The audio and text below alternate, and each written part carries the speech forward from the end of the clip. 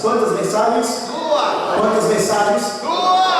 A primeira mensagem que o apóstolo Paulo vai chegar é falando acerca da salvação. A segunda mensagem que o apóstolo Paulo vai chegar é falando acerca da liberdade. Olha para mim, porque a primeira coisa que o apóstolo Paulo vai falar é acerca da salvação. Por quê? Porque quem é salvo compartilha a salvação.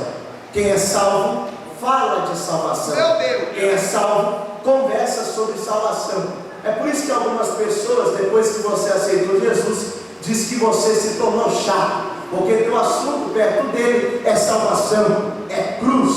Toda vez que você encosta perto dele, o seu assunto é Jesus. Salvação é maravilhoso, e toda vez que nós nos sentimos salvos, nós compartilhamos e desejamos compartilhar sobre a salvação. A Bíblia irá nos mostrar que o apóstolo Paulo irá chegar com muita estratégia na cidade de Gálatas, e ele irá plantar e pregar a mensagem de Cristo. E a Bíblia nos diz que a semente do Evangelho irá começar a crescer e a germinar, e a igreja será estabelecida em Gálatas. Porém, a Bíblia nos diz que o apóstolo Paulo irá ter que retornar à cidade em que ele estava anteriormente para resolver um certo precalço. E nessa que o apóstolo Paulo está saindo, o apóstolo Pedro está descendo agora, saindo de Jerusalém a Gálatas. Porém, a Bíblia nos diz que quando Pedro chega em Gálatas, Pedro é surpreendido, porque quando Pedro vai pregar acerca de Jesus, a Bíblia diz que o povo vai olhar para Pedro e vai dizer: Pedro, nós já servimos a esse Jesus, nós já servimos a esse Cristo, e como foi apresentado, nós já servimos a Ele, e quem apresentou Ele para nós foi o apóstolo Paulo. Agora nós conhecemos o que é salvação, agora nós conhecemos o que é liberdade. Perceba que quando o apóstolo Pedro ouve isso, o coração do apóstolo Pedro sente uma certa resistência. Pedro vai olhar para o povo de Gálatas não muito contente e vai perguntar a eles: vocês foram circuncidados? Porque se vocês não foram, vocês não fazem parte da salvação, vocês não têm aliança, vocês não fazem parte desse povo, vocês precisam ser circuncidados. Mas quando ele está dizendo isso, o povo, a Bíblia nos diz que o povo vai olhar para ele e vai dizer: mas Paulo pregou para a gente que nós não precisamos da circuncisão, porque o sacrifício da cruz, o sangue vertido no Calvário, nos dá liberdade sem precisar do jugo da lei. Porém, parece que de alguma maneira o coração do apóstolo Pedro está resistente. Aparenta que de alguma maneira o apóstolo Pedro está despregando aquilo que Paulo pregou. A Bíblia nos diz que Paulo retorna, e é exatamente aqui que se encontra o primeiro encontro religioso de Pedro e de Paulo. O apóstolo Pedro não consegue compreender quem é o apóstolo Paulo, até porque o apóstolo Pedro era um dos líderes da igreja em Jerusalém. O apóstolo Paulo é apóstolo de Jesus Cristo, chamado para pregar para os gentios. O que Pedro está com dificuldade de entender é: quem foi que te ungiu? Quem foi que te separou? Quem foi que te colocou? Se o líder da igreja em Jerusalém sou eu. Aí Paulo vai olhar para Pedro e vai explicar: Pedro, sabe por que você não me conhece? Porque você foi chamado para pregar no templo, e você foi chamado para pregar no templo. Mas enquanto você foi chamado para pregar no templo, eu, Paulo, fui chamado para pregar no vale para os gentios. Porque o apóstolo Paulo está tentando explicar para Pedro que não existe maior porque prega lá fora, e nem maior porque prega no templo. Deus capacita qualquer um, seja na área a qual Deus te chamou, Deus irá te capacitar. A Bíblia nos diz que o apóstolo Paulo, quando chega e percebe que o coração do povo está confuso, o coração do povo está em atrito, o coração do povo está sem entender em quem nós devemos acreditar. Será que essa coisa chamada igreja é perda de tempo? Será que esse negócio chamado Evangelho não é para mim? Será que a gente está perdendo tempo? A Bíblia diz que o apóstolo Pedro retorna, mas o apóstolo Paulo fica. E quando o apóstolo Paulo fica, o apóstolo Paulo decide defender a mensagem que ele havia pregado. Aqui eu quero dar parte ao texto e aplicar uma palavra ao teu coração. A Bíblia nos mostra que Paulo decidiu defender a mensagem que ele havia pregado. Mateus, não entendi, lá vai. Se você não começar a defender aquilo que Deus te deu, não acredite que outra pessoa defenderá por você. Se Deus te deu um ministério, defenda. Se Deus te deu uma família, defenda. Se Deus te deu uma voz, defenda. Se Deus te deu uma mensagem, defenda. Se Deus te deu um líder, defenda. Defenda aquilo que Deus colocou sobre as suas mãos.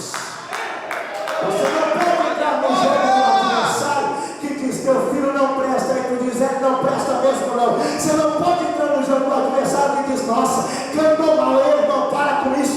Comece a defender aquilo que Deus te deu. Foi Deus quem te deu, então defenda aquilo que Deus confiou sobre as suas mãos. Só me dá um pouquinho de retorno, por favor. Eu vou pregar, eu vou me ouvir, não me converto mais também. A Bíblia diz que o apóstolo Paulo vai permanecer e vai defender a mensagem dele. E é aqui, exatamente no capítulo 5, onde eu acabo de ler, eu sinto e eu vejo aqui um líder inconformado, um líder que se sente contrariado. Porque, irmão, você quer ver alguém fazer alguma coisa, contraria ele. Porque você não faz, até alguém falar assim: duvido. É ou não é? Sim ou não? Porque quando nós nos sentimos contrariados, nós damos o melhor de nós. E aqui foi o que o apóstolo Paulo fez no capítulo 5. Porque aqui você percebe que o apóstolo Paulo esqueceu da introdução. Lê o texto. O apóstolo Paulo não fez aquela plataforma que sempre costuma fazer antes de entrar no texto. Aqui o apóstolo Paulo já entra aplicando uma mensagem poderosa. Porque embora Paulo estivesse com os pés no chão, a cabeça de Paulo estava no céu. Porque quando ele entra nessa mensagem, ele entra dizendo: estais, pois. O que ele está dizendo é: a mensagem é para hoje. Estais é presente, estava é passado, estará futuro. Paulo está dizendo: a mensagem que Deus me deu não é para quem não veio. A mensagem que Deus me deu é para quem está aqui. A mensagem é: estais, pois, firmes na linha com que Cristo nos libertou. Olhe para cá, irmão. Não precisa ser um poliglota para entender que esta colocação de Paulo há um lápis. A primeira palavra que Paulo grita é: estais, pois, firmes. Diga firmes. Sabe o que é estar firme? É estar seguro ou preso em algo que lhe dê firmeza. Então, para eu estar firme, é necessário que eu esteja preso. Estais, pois, firmes na linha. Sabe o que é liberdade? É estar em um lugar livre, aonde ninguém te impeça um tipo de movimento. Então, para ter liberdade eu preciso estar solto, e para estar firme eu preciso estar. Então o que Paulo falou? Estais, pois, firmes na liberdade. Calma aí. Se para estar firme eu preciso estar preso, e para estar livre eu preciso estar solto. O que Paulo está dizendo é que a única maneira de eu ser livre é quando eu me prendo. O que Paulo está explicando aqui é exatamente a mensagem que Jesus pregou a sua vida inteira. Os 3 anos e meio de ministério de Jesus, quando Jesus inicia o teu ministério, ele se apresentava dizendo: eu vim para dar liberdade. O que o povo entende? Que Jesus é só mais um que vai levantar uma rebelião contra o Império de Roma e vai dar liberdade para o povo do Império de Roma. Mas o que Jesus está dizendo é: eu não vim trazer para vocês liberdade de Roma, vim trazer vocês para a liberdade do pecado, para que vocês possam ter o nome escrito no livro da vida. Mas ninguém consegue compreender. Jesus tenta demonstrar, mas ninguém consegue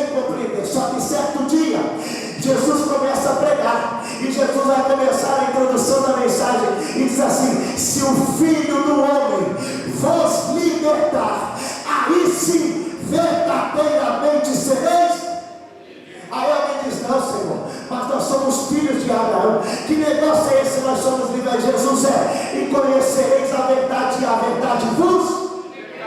Aí depois mesmo ele se apresenta dizendo: eu sou o caminho, a verdade e a vida, e ninguém vem ao Pai senão por mim. Jesus está falando acerca de uma liberdade que ninguém entende, porém Jesus vai apresentar apenas aos discípulos aquilo que eles tiveram dificuldade a vida inteira de entender. Jesus pega os discípulos, sobe com ele para o monte e diz para eles: olha, até aqui vocês me acompanharam porque vocês quiseram.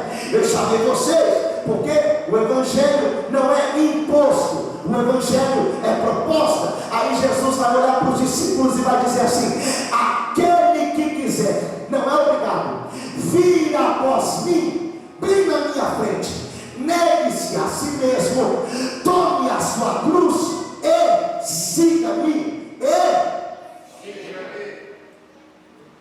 Olha para cá, começa a pregar agora. Jesus olha para os discípulos e diz: tome a sua cruz e... Um dos significados da palavra tomar a cruz é se agarrar a ela. O significado de tomar a cruz é se prender a ela. Então o que Jesus está falando é que toda vez que você se prende à cruz, quanto mais preso você se torna à cruz, mais livre você é, porque a única maneira de ser livre para com Deus é quando eu me prendo à cruz, é quando eu me prendo ao Calvário, é quando eu me prendo à graça de Jesus. Isso é estar firme na linha. E aqui há 3 gerações. Quantas gerações? 3. A primeira, ela acha que é livre, mas está. Existe a segunda geração, a que acha que está presa, mas está. E a última é a terceira, ela está livre, mas ela sabe usufruir da liberdade que tem. A primeira geração que eu desejo pregar a vocês aqui nessa noite, e eu começo a pregar para os jovens agora, é a geração que acha que é livre, mas ainda está presa. Mateus, que geração é essa? Marcos 10, 17. Meu Deus, Jesus, o Senhor é bem melhor do que me falava, hein? Que mensagem boa. Nunca vi ninguém falar acerca do reino do céu dessa maneira, mas o Senhor fala de uma maneira maravilhosa. Mas me diz uma coisa aí, mestre, como que eu faço para dar essa vida eterna? Aí Jesus pergunta: você conhece as escrituras? É claro, sou nascido da igreja, sou filho de crente, cantei nas crianças, no jovem, adolescente, conheço tudo, participei de tudo. Aí Jesus diz: é mesmo, você aprendeu o quê?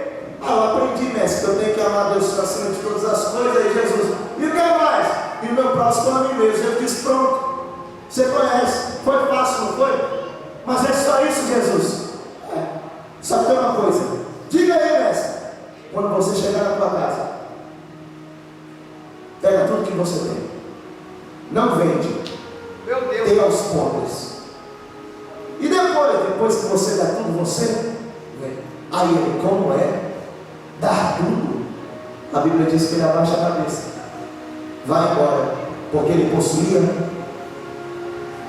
Esta é a primeira geração, pastor.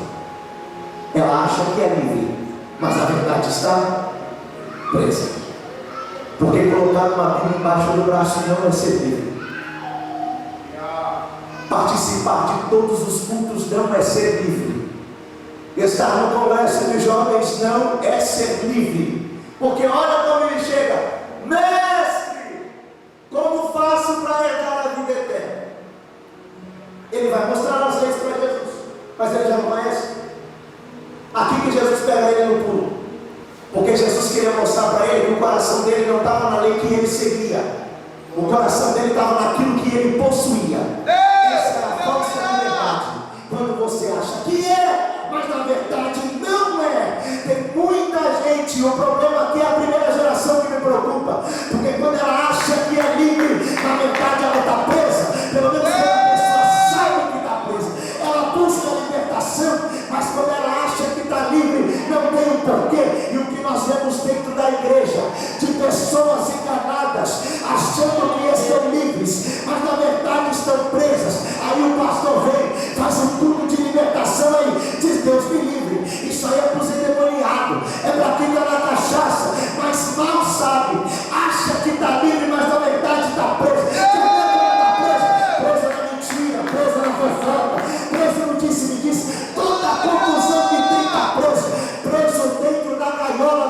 preconceito. Quantas pessoas dentro das nossas igrejas, presas dentro da gaiola chamada depressão, chamada ansiedade. Mas eu vi ser profeta de noite essa noite, porque Jesus vai dar liberdade verdadeira. Liberdade verdadeira. Só quem recebe a palavra, levante as tuas mãos para o alto, porque assim diz o Senhor: esse ano é ano de liberdade verdadeira.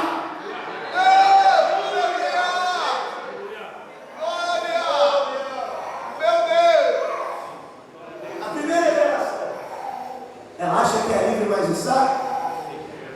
A segunda geração é a oposta da primeira. Esta segunda geração acha que é presa, mas na verdade ela está. Isso aqui é de outra história. Só que a Bíblia nos diz que um dia ele acordou em casa, ele deu uma olhada para o quarto dele, olhou, levantou, foi para a janela e disse: tá ruim, não aguento mais essa prisão aqui não. Quer saber de uma coisa? Eu vou falar com meu pai. Ô pai, vamos ter uma conversinha aqui. Eu não estou aguentando mais essa prisão aqui não. Que prisão? Essa aqui, de fazenda, casa, carro. Aí o pai: não filho, isso aqui não é prisão. Não, isso aqui é prisão sim, eu já conheço o que acontece aqui, quer ver? É 3 mil dólares. Mensagem introdutória. Meu Deus, aleluia! Glória! Pastor prega. Vamos embora para casa. Já estou cansado disso aqui, pai. Não aguento mais grupo de liderança no WhatsApp me encher o saco. Mas filho, isso aqui não é prisão. Você está livre? Não, pai, quer saber de uma coisa? Eu não estou livre. Eu quero viver longe do Senhor. Sabe o que ele está dizendo aqui? Eu não quero nada do que é meu nas tuas mãos. Eu quero ser administrador daquilo que é meu. Sabe qual é o problema do filho aqui? É porque é mais inteligente do que o pai. E quando você se acha mais inteligente do que o pai, você quer. Sabe o que ele está dizendo? Pai, me dê aqui, que eu cuido melhor do que o Senhor. Irmão, olha para mim. Herança é bênção, sim ou não? Sim ou não? Então qual o problema aqui? Se herança é bênção, qual o problema? O problema é o filho querer antecipar aquilo que já é dele, porque o que é bom no tempo errado é errado. Vou repetir: o que é bom no tempo errado é errado. Você tirar o fruto antes do tempo amargo. Por que está amargo? Porque foi tirado antes do tempo. Ei, o filho antecipou o que é dele.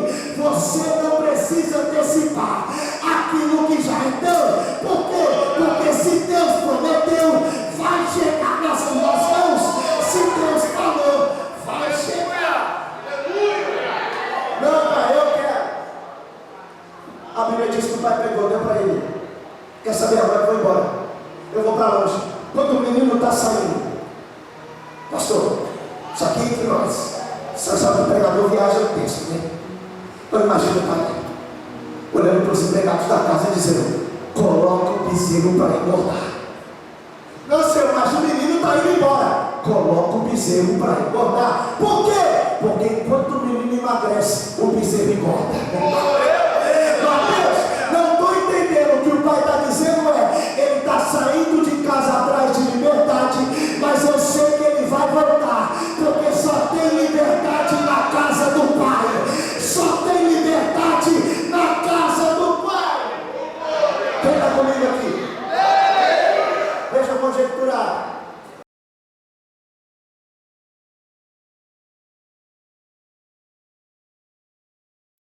Você sabe como é notícia ruim, né? Notícia ruim corre rápido. Notícia boa não corre não. Agora notícia ruim, muito rápido. Eu imagino o pai na venda, chegando na venda, me vê um anel, me vê uma sandália, me deu uma roupa. Ué, está comprando roupa para o mais velho? Porque eu já estou sabendo. O mais novo levou para a igreja até onde deu, né? Forçou o tanto que deu, né? aconteceu? Sumiu. Agora vai dar presente para o mais velho para ver se segura ele na tua presença. Aí ele diz: não, está comprando para quem então? Para aquele que se foi. Por quê? Porque ele se foi, mas vai voltar. Vou repetir isso aqui. Porque ele se foi, mas vai voltar. Levante as mãos para o céu, porque eu quero ser profeta para alguém aqui essa noite. O que Jesus está mandando dizer para mim é: o tempo de férias da tua família acaba nesse ano de 2022. Quem está fora de casa vai voltar. Quem saiu vai retornar. Olhe para mim, eu vou profetizar. Compra terno, joga nas coisas do teu marido. Compra uma camisa, joga no guarda-roupa do teu filho. Compra um vestido, joga no guarda-roupa da tua filha. Mateus, por quê? Porque ainda esse ano a família volta a tomar Santa Ceia. Ainda esse ano essa família volta a tomar. Quantos podem levantar as mãos e encher essa casa de glória a Deus?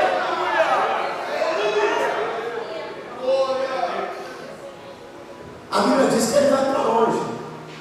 A Bíblia diz que ele vai para longe. O que ele está dizendo é: eu vou para um lugar distante, aonde ninguém me conheça, onde a cultura seja diferente. Porque você sabe que toda vez que você sai de um lugar para o outro, a cultura é diferente. O jeito de falar muda, as comidas mudam, as coisas mudam. Na casa do pai é um linguajar, saiu da casa do pai é outras coisas.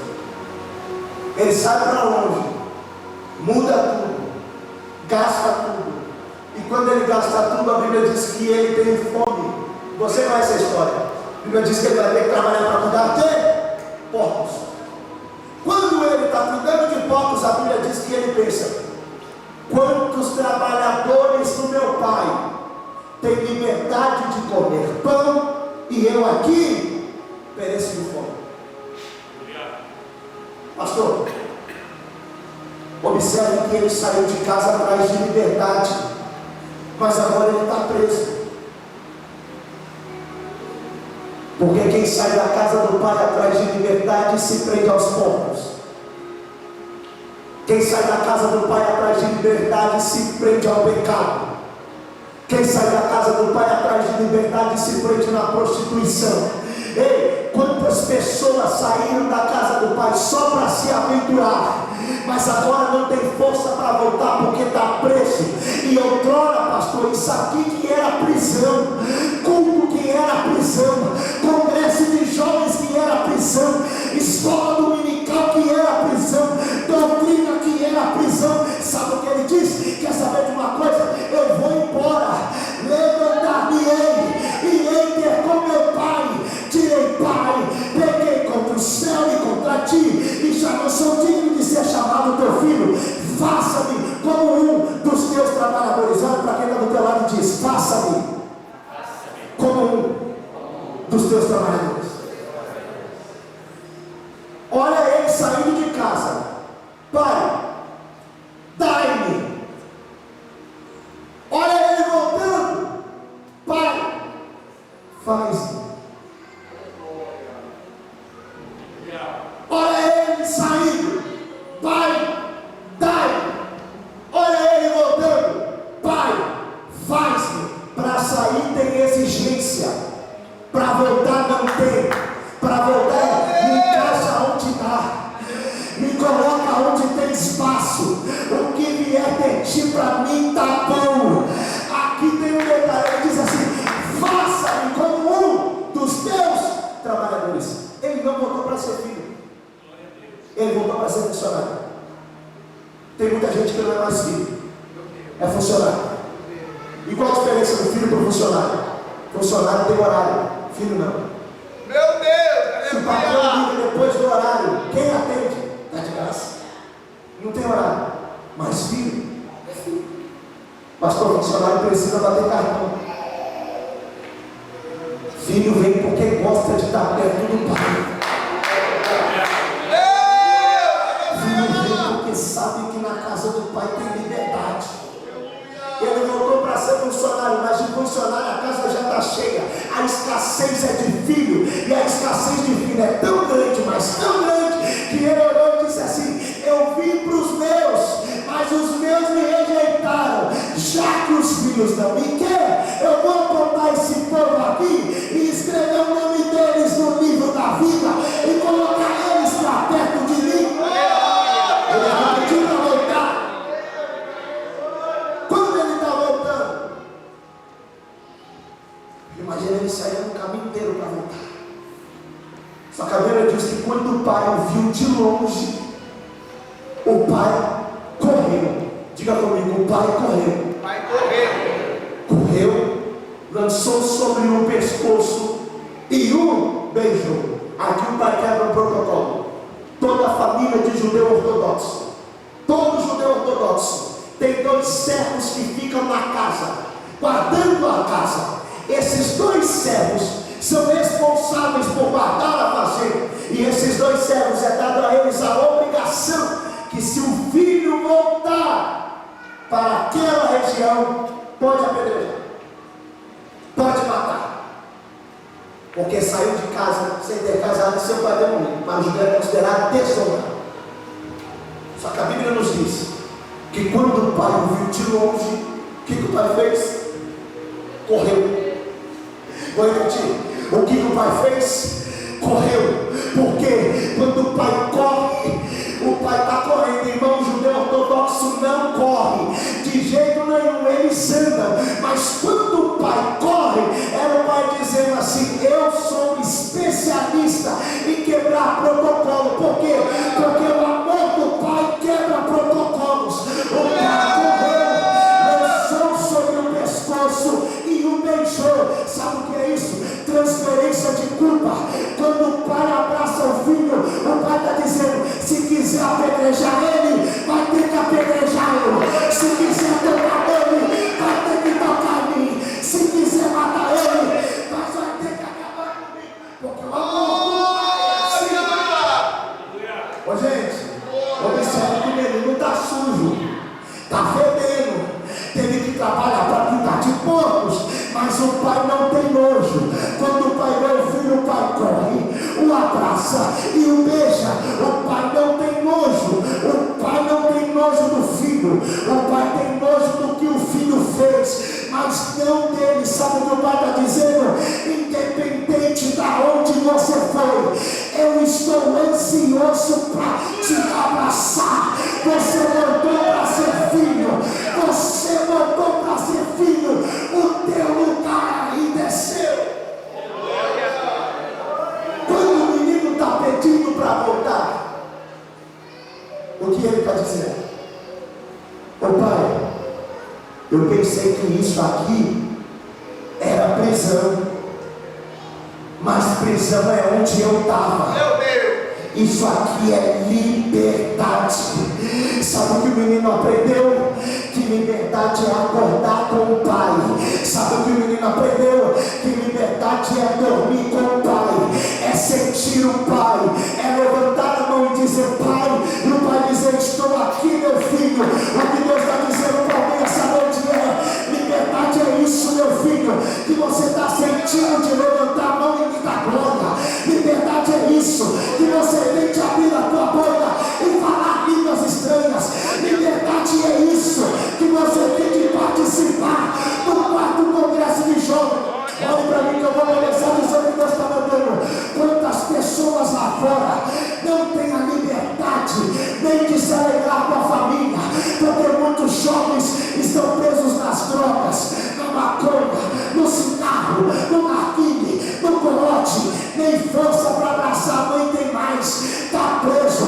Tem gente que fica dias longe de casa, mas quem é filho da luz tem liberdade para falar com o pai. Quem é filho da luz tem liberdade para abraçar o pai.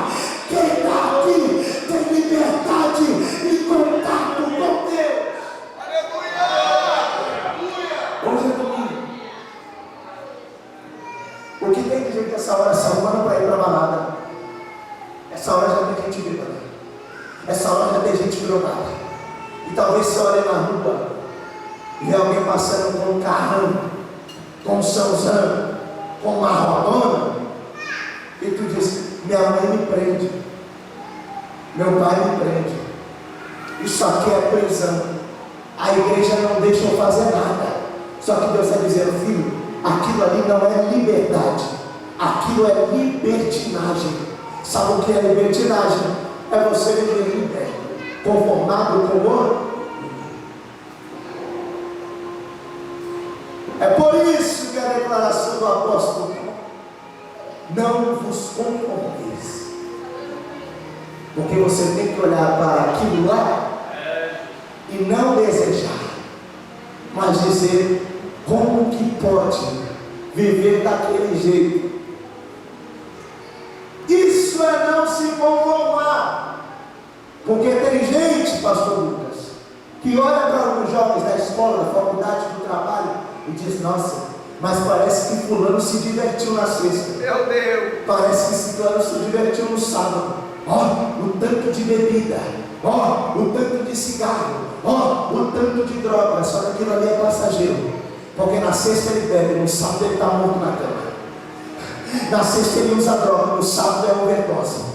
Aquilo ali é libertinagem, é a falsa alegria temporária. Tudo que o mundo oferece é temporário. A alegria é temporária, o prazer é temporário, o gozo é temporário,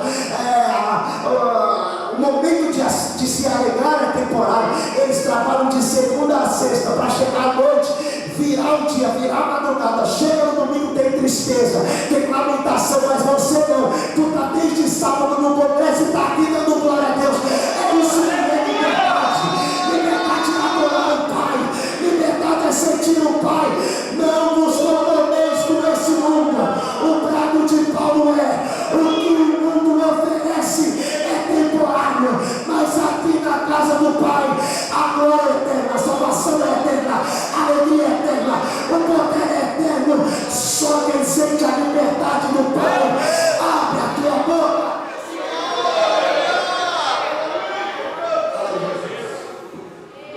Então, para concluir, eu encerro. A primeira geração, ela acha que está livre, mas está. A segunda, ela acha que é presa, mas está. E a terceira, ela está livre, mas ela sabe usufruir da liberdade que tem. Que geração é essa, Mateus? Marcos 9:2. Quando eu leio esse texto aqui, eu percebo quanto Jesus acordou ansioso. Pastor, esse dia que Jesus acordou mais elétrico.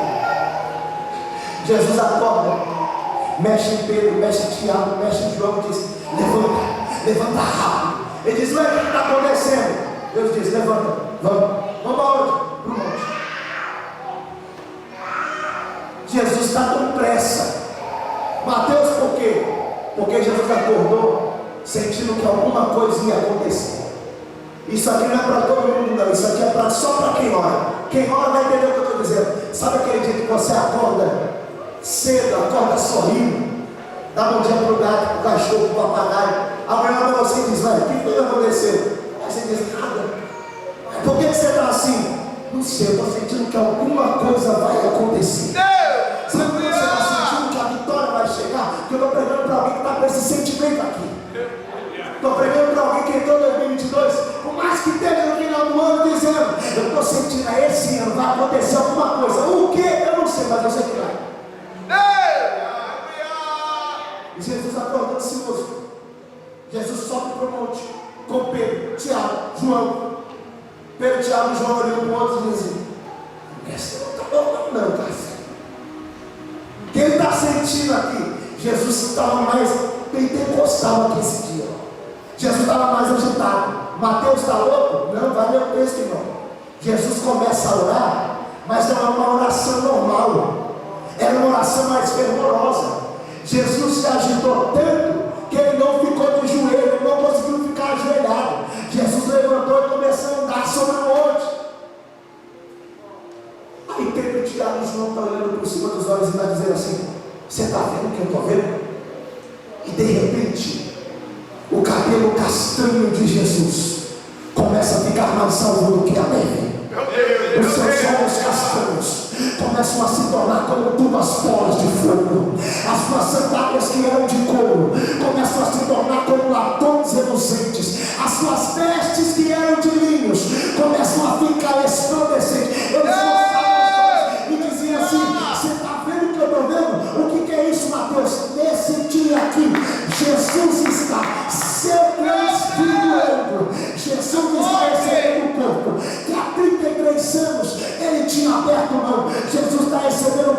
de glória. E quando a Bíblia diz que Jesus recebe esse corpo, irmão, pensa no monte, Elias de um lado, Moisés do outro, Jesus no meio. A Bíblia nos diz que ambos encostam perto de Jesus e os três começam a conversar.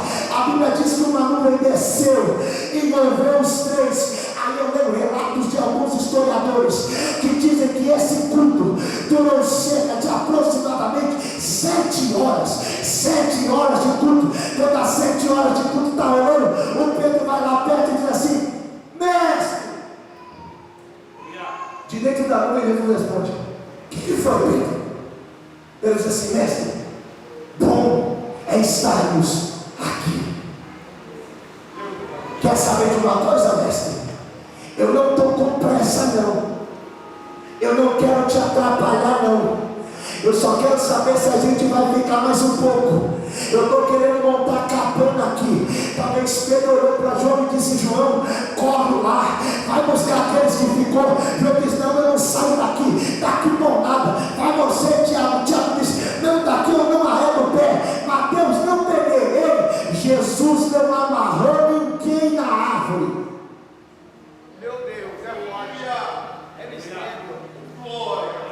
Jesus não prendeu ninguém no monte. Olhe para cá. Jesus não disse: Pedro, vem e fica.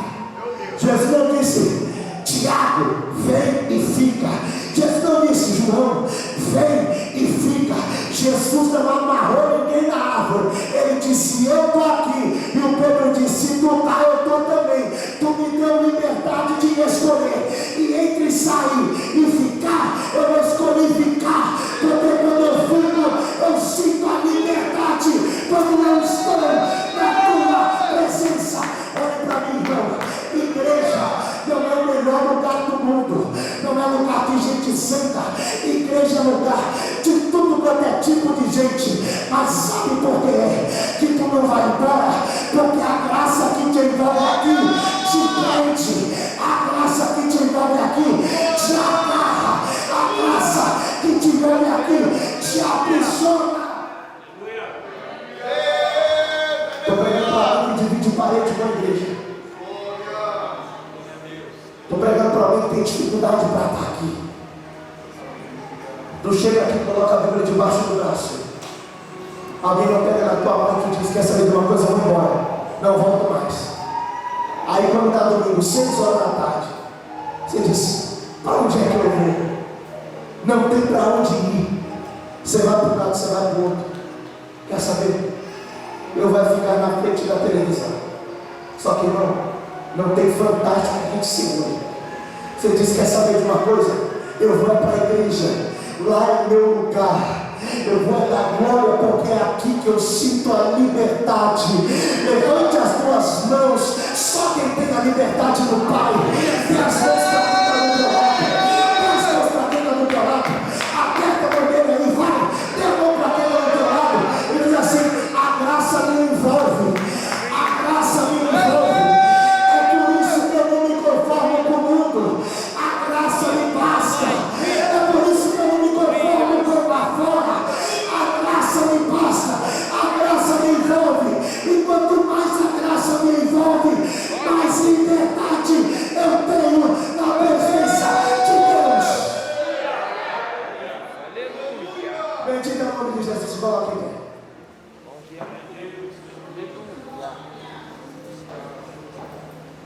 Olha para cá. Se prender ao álcool te torna alcoólatra. Te prender a maconha te torna maconheiro. Te prender a vários relacionamentos te torna prostituta. Te prender a religião te torna religioso. Mas te prender ao Calvário te torna livre. Meu Deus! Se prender ao Calvário te torna livre. Não vos conformeis com esse mundo. É a declaração do apóstolo Paulo. Porque quem anda conformado com o mundo vai se desanimar. Quem anda conformado com o mundo vai parar. Quando você vê a situação que está lá fora, se nós olharmos e colocarmos aquilo no nosso coração, não tem como ser filho. Não nos conformeis com esse mundo, É por isso que eu trouxe essa mensagem aqui. Porque a única maneira de ser livre é quando eu me prendo, não aquilo que está lá fora, não aquilo que o mundo proporciona, mas quando eu me prendo ao sangue de Jesus, quando eu me prendo ao Calvário, quando eu me prendo à graça, quando eu me prendo àquilo que Deus tem para mim nessa noite. Eu te convido a se desprender de tudo aquilo que o mundo oferece e se prender àquilo que vai te fazer livre. Porque o que Jesus tem para oferecer é liberdade na tua casa, liberdade na tua família, liberdade financeira, liberdade no teu ministério, liberdade no teu casamento. Só quem sente a liberdade do Pai. Eu te convido a erguer as suas mãos nessa noite e orar juntamente comigo, no nome de Jesus, soberano Deus e eterno Pai. Jesus, nós estamos aqui na tua presença, precisamos da tua misericórdia, necessitamos da tua graça e viemos pedir ao Senhor: inunda o nosso coração com a tua liberdade, inunda o nosso ser com a graça que o Senhor pode nos oferecer. Meu Pai, eu apresento, Senhor, a vida desses jovens, ó Pai. Meu Deus, eu oro para que o Senhor venha completar o interior deles, encher a alma deles, encher o espírito deles com a tua graça, com o teu poder, com o teu sangue, para que possamos estar firmes na tua liberdade, firmes na tua cruz, firmes no teu sangue, para que possamos estar livres perante a tua presença. Só quem acredita nessa palavra que foi pregada, levante a tua mão, aplauda o Senhor Jesus de Nazaré.